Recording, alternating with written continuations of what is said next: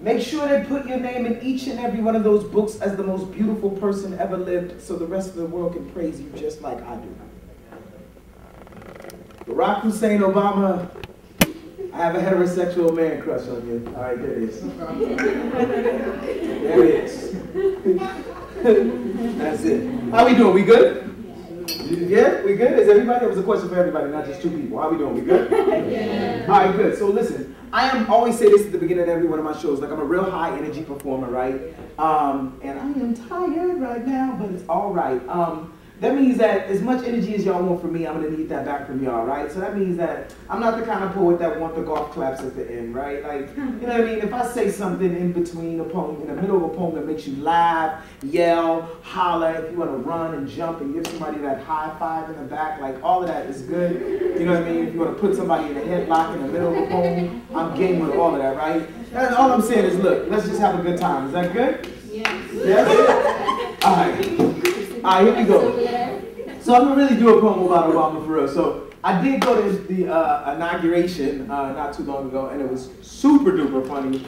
It was like, I just got on the bus. I didn't accomplish anything. It was exciting though. Like the energy was extra though, don't get me wrong. Like the energy was crazy. It was crazy to be there on that historic day, and those, like, it was just insane. Like, you know, we'd be eating at restaurants and somebody would be like, give me a give me a B, give me a and everybody go crazy and start running around. It was like insane, the energy in that city at that time. Somebody tried to spell Barack but messed up, and everybody was like, oh!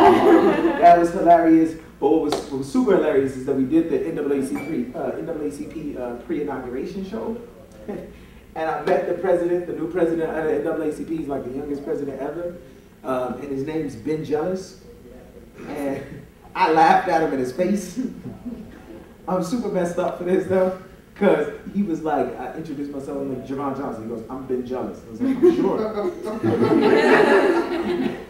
And I was like, I'm sorry. For me, I had to get that out. I know you heard that a million times. He's like, yeah, I know, Ben Jealous. And I was like, for how long? That's the last one. I was like, the next one is going to be behind your back, but it's good. It's good. So that was hilarious. And the fur coats, I've never seen that many fur coats in one place. I thought I was at a fake fur coat convention. I saw a yellow fur coat.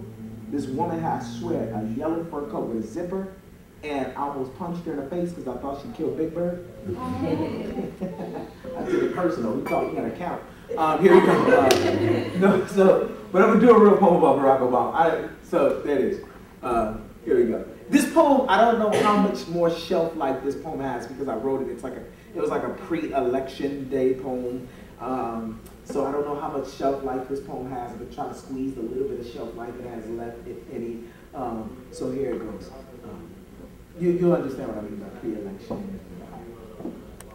On the day Barack Hussein Obama becomes president, black people all over the world will take to the streets without shirts, singing "Bia, bitch Bia, get out my face," all while doing the electric slide. The official national dance will be the electric slide because according to the movies, black people love the electric slide. On the day Barack Hussein Obama becomes president, white people will riot and loot, stealing high-priced goods from fancy boutiques while black folks sit at home watching it all on the news, saying things like, "Those people are always so violent." On the day Barack Hussein Obama becomes president, the White House will be painted black, the windows tinted to appear black.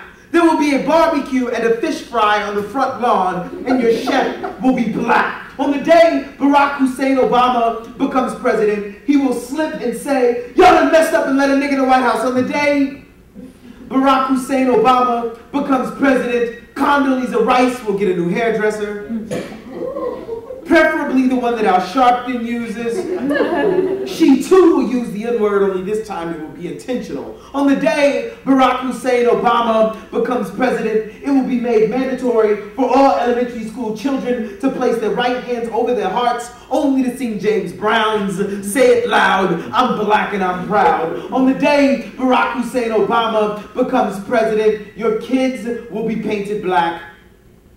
BET will move from cable to major network television. Your kids will be painted black. Kanye West will remix the national anthem. George Bush still won't care about black people, but your kids will be painted black. On the day Barack Hussein Obama becomes president, your houses will be painted black. Your cars, black. Your dogs, black. The white keys on the pianos, black. And the black ones, black. On the day Barack Hussein Obama becomes president, there will still be racism. We will still laugh at tasteless caricatures of one another. Niggas will still freely spill from our lips as if our mouths are bankrupt plantations. We mistake elections for revolution.